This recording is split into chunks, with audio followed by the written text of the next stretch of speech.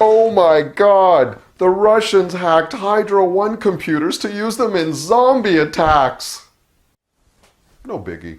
The Ontario government already zombified Hydro One through privatization. I doubt any foreign government could do any worse. Ontario Hydro, or HEPCO as it was at the time, was founded by Sir Adam Beck in 1906.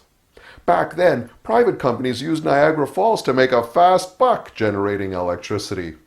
But Adam Beck believed this power should benefit the Ontario public. By 1921, HEPCO was the largest public utility in the world, and Ontario was a model for integrated public power grids. Sir Adam Beck also had a vision of Ontario-wide electrified interurban railways and public transit. But sadly, the auto industry killed that idea. In 1998, the Chainsaw Mike Harris Conservative government broke Ontario Hydro into 5 companies to sell it off. As usual in these deals, the public would be left holding the debts while the profitable parts were privatized. But just as Ontario Power Generation and Hydro One cash cows were going on the auction block, a private energy company called Enron browned out California. Enron created artificial energy crises during heat waves to boost electricity prices.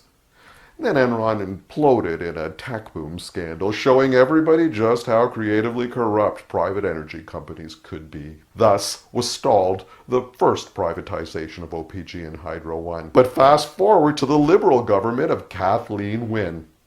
She rebooted the Hydro One sellout to finance transit and infrastructure projects, don't you know? Rather than finance these projects with the $800 million a year generated by Hydro One, like Adam Beck did to Hardwire Ontario, Wynne sold the future to Bay Street for a handful of beans.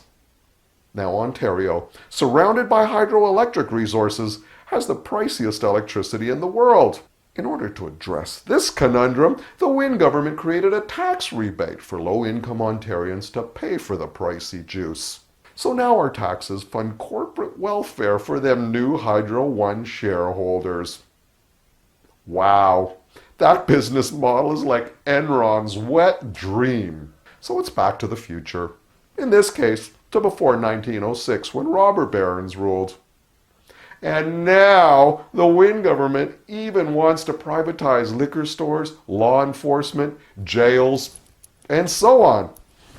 What could possibly go wrong? So who cares if the Russians hacked Hydro One? The damage is already done. In Toronto, for Rabble TV, I'm Umberto da Silva, not Rex Murphy.